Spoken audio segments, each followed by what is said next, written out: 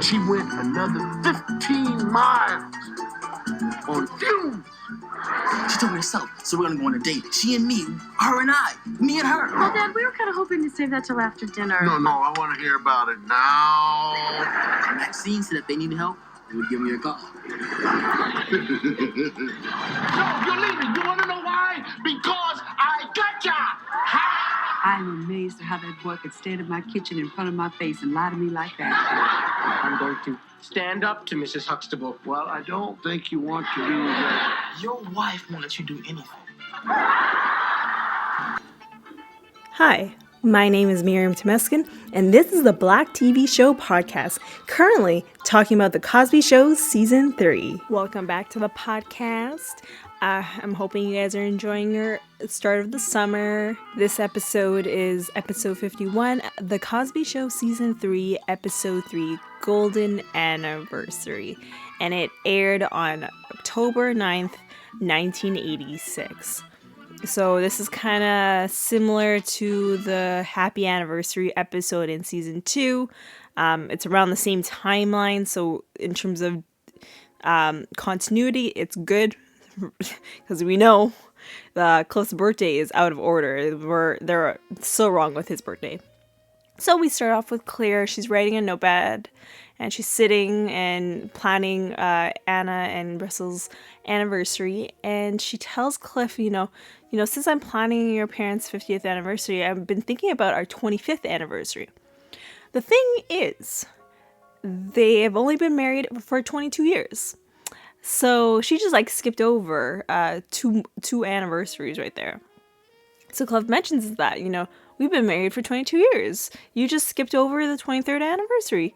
I know you skipped it because it doesn't divide by 5. But the thing is, it's we think that these certain years are the big parts of celebrating, because you don't need to go all out for every year of your anniversary. So when you reach, a milestone like 25 years, that is a big deal. That's, a quarter of a century. And the same with 50th anniversary. That's a half of a century. So those are, big milestones. So he's just the 23rd anniversary is sad now. It's sad because you just skipped over. And Cliff says, I want to make the 23rd anniversary the best one ever. And Claire was like, oh, what are you going to do? And he says, I'm not going to tell you. And he left to go to the washroom. And we cut to Russell and Anna's house. And it is 12:01 a.m., which means it's happy anniversary to Russell and Anna. It's their 50th, right? And they give each other a kiss. And Russell gives Anna jasmine tea with nutmeg. Apparently this is what he gave her on her wedding night. And apparently she never finished it. And so hopefully this time she'll finish it. And Russell's like, oh, maybe not.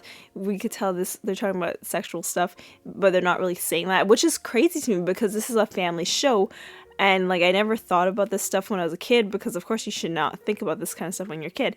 But now when you're watching it, I'm like, whoa, they're really talking about a lot of dirty stuff within a family show. But the good thing is that kids won't understand. So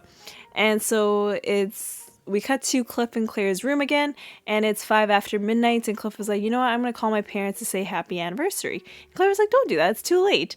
And Cliff was like, oh yeah, you're right. They probably have been sleeping for hours now. And so Cliff says, I've decided what we're going to do for our 23rd wedding anniversary. He's going to fly her to Paris, which is amazing, of course.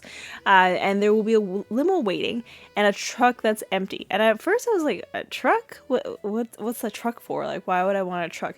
And I realized so that when she goes into the shop, she'll buy up the shop with Cliff's credit card and put all that stuff in that truck. And then they're going to go to a private airport where they're going to rent out a private plane that will hold the limo and the truck.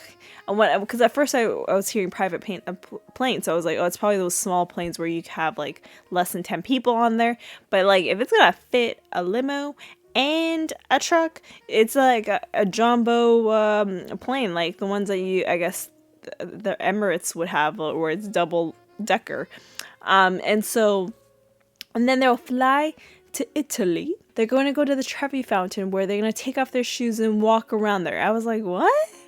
I don't know if it was a different thing back then when you go to the Trevi Fountain, like in the 80s, but I know now the thing of what you're supposed to be doing when you're at the Trevi Fountain is throw coins into the Trevi Fountain. You actually, I didn't realize that. It took me 2 trips to Italy to know this, where you have to throw the coin around over your back, so you're not facing the Trevi Fountain, you're facing the opposite side, and you throw it over your shoulder, and then your wish is supposed to come true. And I think, my travel guide said that the wish it has to be something to happen in Italy, not like when you leave Italy. So I was like, oh, but like the first time I went to Italy, I did throw it and not the proper way, and my wish did come true. And I'm not gonna say what that is because it's a private thing, but yeah, so so I don't know what's with the feet putting in the Trevi Fountain, not sure. And so then after the Trevi Fountain, they will go back to the airport where they'll get a big airplane. And then Claire stops him and says, okay, I don't need all that. I just need you. And it's so sweet the way she said it. And he's happy, and they hug and kiss. And then Cliff starts to walk away, and then Claire was like, but I also want the trip to Paris, which is reasonable. That makes sense. I would take that trip to Paris. Although when I went to France, it wasn't a pleasant time. It might be just because of who I was surrounded by, and it just didn't feel safe there. So maybe if the next time I go there, if I feel like I have enough people around me that's security, I'll probably go back there. And so it's the next day, and it's the 50th anniversary. So there's a sign that says Happy 50th Anniversary, and you could tell that the sign actually was supposed to say Happy Anniversary, and that's it. But they put up a 5 and a 0 for the 50th. And Rudy asks, like, why is this the golden anniversary?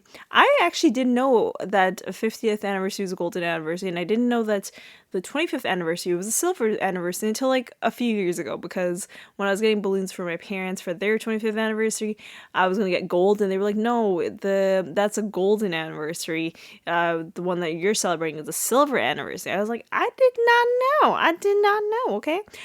So Cliff says because it's gold is rare and precious metal, and to be married 50 years is rare and precious. And so Rudy says, she's going to get married for 50 years also, which you can't really say that, but you always hope that you'll make it to the 50th anniversary. Although, someone might pass away, the issues can happen, but, you don't crush kids' dreams like this. And she said she got married at 23. 23. Oh my God. If I got married at 23, I don't know what my life would be. And then she's going to have a house on a hill in Pennsylvania. I wonder why they picked Pennsylvania. Maybe because Bill Cosby was born there. And he literally was like, oh, nice state. Although he's from there. And she will have 2 children. One being a boy, one being a girl. That is the perfect family, honestly. If you have 2 kids where it's a boy and one girl, that's like perfect. I would always wish for that, but God has other plans. And then also she said she's gonna have a dog named Tiffany. Okay. And then she says, and she'll have a husband named Bud. So how are you gonna find that person that has legally have a name named Bud? That's not gonna happen, Rudy. Okay. Of course you will meet Bud, who happens to be Rudy's boyfriend within this season, I think in the next couple episodes. So can't wait to talk about him and how I don't like his character throughout the series, but we'll get to that later. And so, and he will have a last name Huxtable, so Bud Huxtable. So we are in the feminist movement where the man takes the woman's last name. Perfect. I love you, Rudy. That's the way to go. Okay, that's the way to go. Why are we taking man's last name? For me, I don't think I'll legally ever change my name. Because nowadays I'm not, God forbid, like what happens if you're in a divorce, you know, then you're going to have to get that name removed. And if you think about it, like Felicia Rashad, her name wasn't Felicia Rashad when we started the Cosby Show. We talked about it. Her name was Felicia Iris Allen. I believe that's how it was pronounced. But she changed her name to Felicia Rashad, which was her husband's name, Ahmad Rashad. And then, of course, they divorced in 2000. And she has kept that name. But it's like, but that's not what she was born with. Like, she should have kept her name. With Debbie Allen, she has kept her last name. I guess the Allen part, not they. I don't know why Felicia had two last names. But whatever. Debbie was smart to keep her last name. Maybe legally her last name is Nixon. We don't know, but in terms of the show name, it's Debbie Allen, you know. So that's the way to go. And the same with Rudy. That is the way to go. Get the man to change his last name to her last name, okay? And so then Denise comes home from college. She got a ride with Sandra and Elvin, but Sandra and Elvin are at the car having discussion about where to park the car. And Cliff was like, "So you mean they're having a fight?" And she was like, "Yeah." And she said it was a big mistake for going with them. What she did was she took a bus to Princeton so she could have a nice ride home with Sandra and Elvin. Big mistake. They fought the whole time about everything, about pumping the gas, who's gonna drive, all like which directions, all this. There was like a whole bunch of things, like little minor decisions they were fighting about basically. And so Sandra and Elvin come home, and Elvin and Denise goes into the kitchen to say hi to Mom, and Sandra and Elvin, they say hi to Cliff, and they said that they had a really nice trip. Elvin says this was the most fun trip that he's ever had. It was excellent, the best trip he's ever had. And Sandra was like, it was a miserable trip. Sandra says, they decided to come to see her family, and so she thought, she'll pay for the gas. And when they went to the gas, he wouldn't let her pump it. What's funny is, I didn't pump gas until the beginning of the pandemic, in 2020. I think it was like April, I believe, because usually the gas station I go to, they pump it for you. But because of COVID, they decided not to have that. And so I was on my own, and it was hard. It's just not my thing. I just don't want to do that.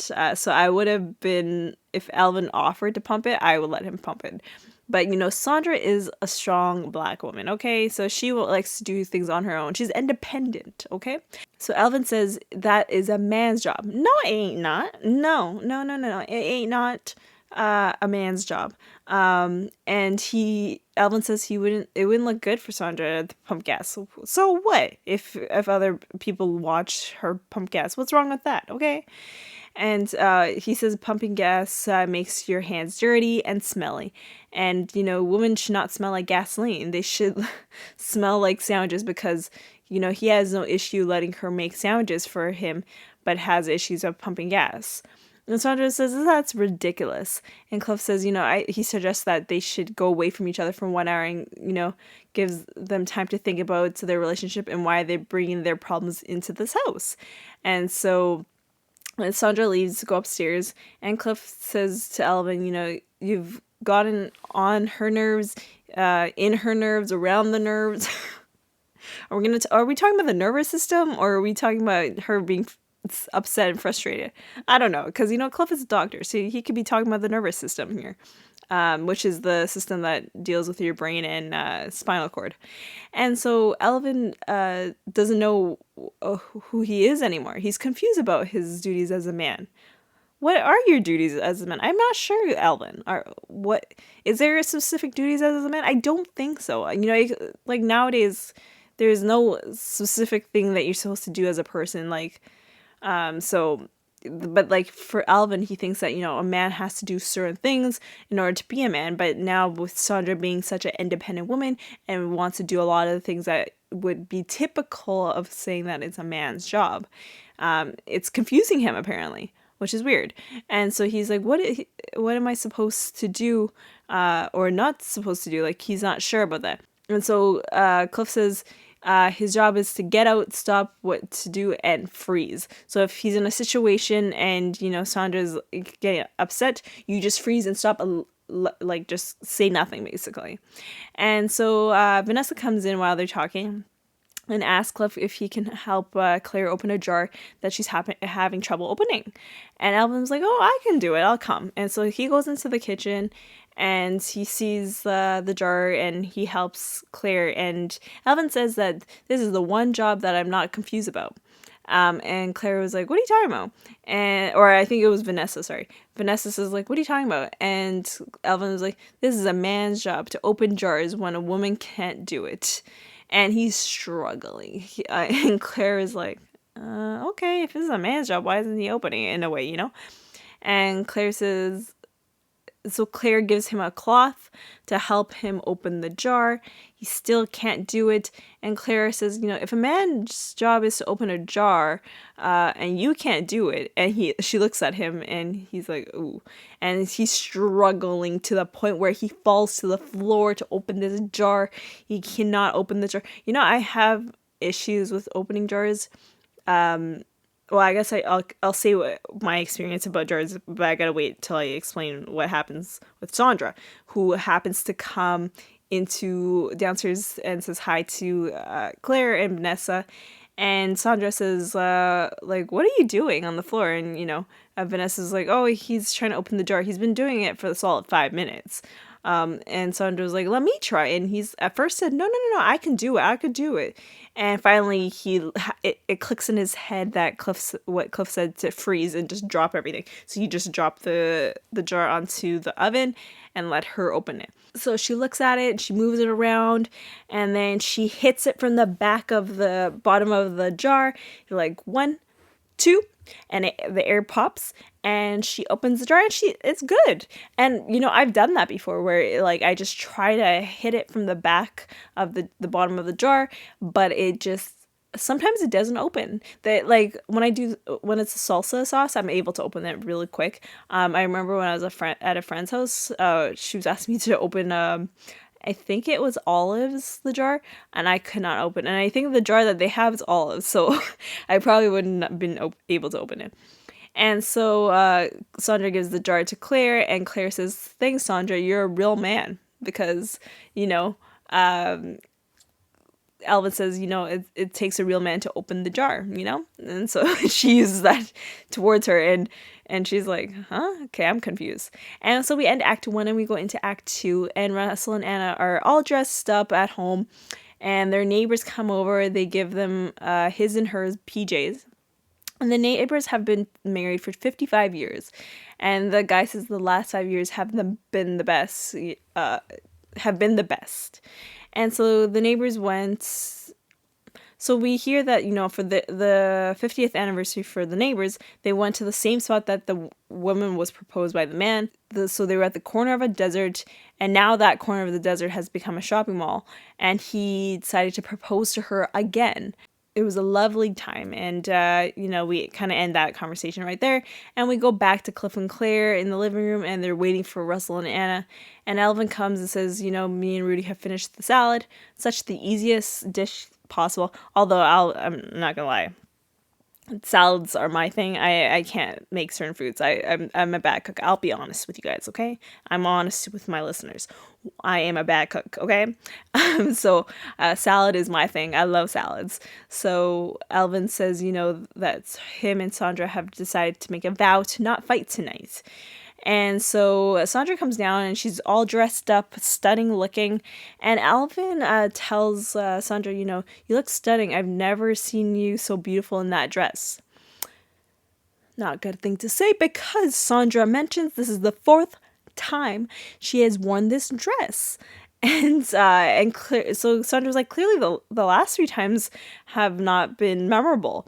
And, Cliff is giving that signal, step away, get away. And Elvin tells Sandra, I don't remember you wearing the dress. And, Sandra's just not happy. And Cliff tells Elvin, like, never tell a woman that you don't remember. That's just the worst thing you can say. I think that's true advice right there, okay?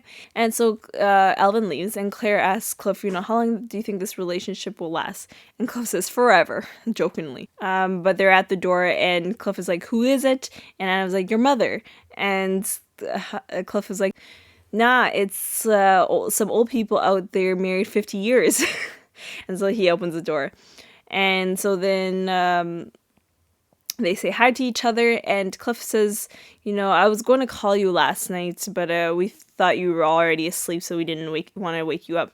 And Anna was like, oh, we were awake. And Russell was like, yeah, way past midnight. And Cliff was like, oh, you guys got caught up with old late night movies, didn't you? And Russell was like, nope. And Cliff was like, so playing cards? And Anna was like, no. And Cliff was like, so you guys were reading? And Russell was like, no. And so Cliff was like, what were you doing? And there was a slight pause, and Cliff and Claire realized what Cliff's parents were doing. Do y'all want to guess? They were having sex. That's basically, and it's crazy that like this kind of things there is intertwined with this family show. It's weird that like I have a new lens when I'm watching the show. It's crazy compared to what I had when I was a kid. And Cliff and Russell walk away to the dining room, and Claire says, well, now Anna, I want to know the truth. Can I expect the same from that one? Basically expect what Russell is to Cliff, basically, in terms of and so Anna says, yeah, till the grave. And they walk nice and fancy to the living room, or to the dining room. And so it's after dinner, and everyone's coming into the living room, and Cliff says it's time to go dancing at the, what's it called, the band orchestra, the count bass orchestra. And like Anna and Russell was like, no, we want to see the show from the kids, the song that they did like they did last year. And Claire was like, we didn't have time to get it together. And Russell was like, we're not leaving until we hear our song. And so Cliff was like, okay, fine, we are doing a song. And Russell was like, oh, so are you guys gonna do another Ray Charles song? And they were like, no, we're not doing that. And Claire says, we're gonna do Anna's favorite singer, James Brown, and with the song I Got the Feeling. And I was like thinking to myself when I was listening, because I'm not a James Brown fan, like I only have like a few songs by him, but I was like, when I heard I Got the Feeling, I feel like there's a song by Black Eyed Peas that also called I Got the Feeling. I'm not sure if it's like a remake of the James Brown. I would assume it would be, because James Brown was big, but yeah, that's what I thought of when I heard that was the title of the song. And so the song goes on, like Claire puts it on. Of course, Claire is not partaking in this show, because we all know Felicia Rashad is pregnant, and they would not want to show her belly. So that's probably why they put her to the side and not let her be part of this. And so they play Claire plays the song, and Sandra, Denise, and Vanessa, they come down pretending that they're playing instruments and have synchronized dance moves. And Theo comes and lip sings the song, so he's the main singer. And Cliff is playing the pretend guitar and sings a bit. And then Rudy comes and says, baby, baby, baby, baby, baby, baby, baby, baby. Like it's so cute with Rudy saying that. And then she goes away, and then they continue singing the song like she's out of the picture. And then she comes back, baby, baby, baby, like so. And it was so cute. And of course, that is their performance. And we cut to the Count Bass Orchestra somewhere in New York City, I'm not sure. And they have reserved seating, so they were able to sit in the center. And Cliff goes to the band leader to talk about, I guess, his dad, so talk about his dad out to the audience. And so the band leader talks about Slide Huxtable is in their presence, also with Anna Huxtable, who are celebrating their 50th anniversary. And so based on what Cliff said to the band leader, their favorite tune is Shining Stocking, and they will play that song if they will be leading off with a dance by Russell and Anna. And they were like, yeah.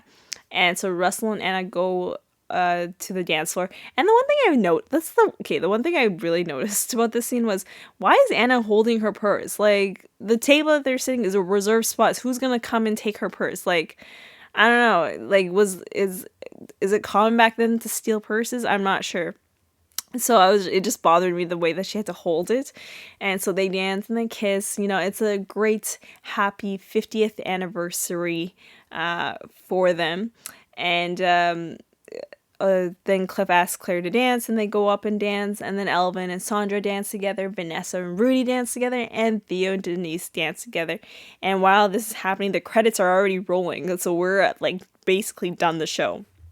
So this is like, I feel like the first time in a long time where I saw credits literally running while they're still performing. Because, you know, usually at the end, what you hear at the end of my podcast is usually what is shown during is you hear when you see the credits. But here, straight up, it's them dancing while the credits are going. And so we end the episode right there. We had Earl Hyman again as Russell Huxtable. We had Clarence Taylor as Anna. We had Jeffrey Owens as Elvin. And then we had Thelma Carpenter, who was that neighbor that came over. She's a big-time singer who was in The Wiz, The Cotton Club. She did pass away in 1997 at the age of 75. We have PJ Sidney. He's done a lot of acting, but nothing that I've known of. And then we have Frank Foster as the band leader. He wrote a song for Rush Hour 2. He's done a lot of soundtrack stuff. He's not an actor. This is his only acting credits. He did pass away in 2011 as at the age of 82. And of course, the Count's bass, and of course, the Count Bass Orchestra, and that orchestra has been active since 1935. That's crazy. So that clearly they've gone through so many people in that orchestra. And so the lesson for this episode is, if you make it to your 50th anniversary, it is as precious and rare as gold. I would say that's the lesson. And the question I have for you guys is, if you made it to your 50th anniversary, what would be your dream day? Let me know at Twitter and Instagram at Black TV Shows Pod, using the hashtag golden anniversary. I would love to hear what would be perfect for you guys. Would you travel all the way to France and then to Italy and do a shopping spree? Let me know. I would love to hear your responses. And so the next episode is episode 52, The Cosby Show Season 3, episode 4, Man Talk. And we're going to end this podcast with, of course,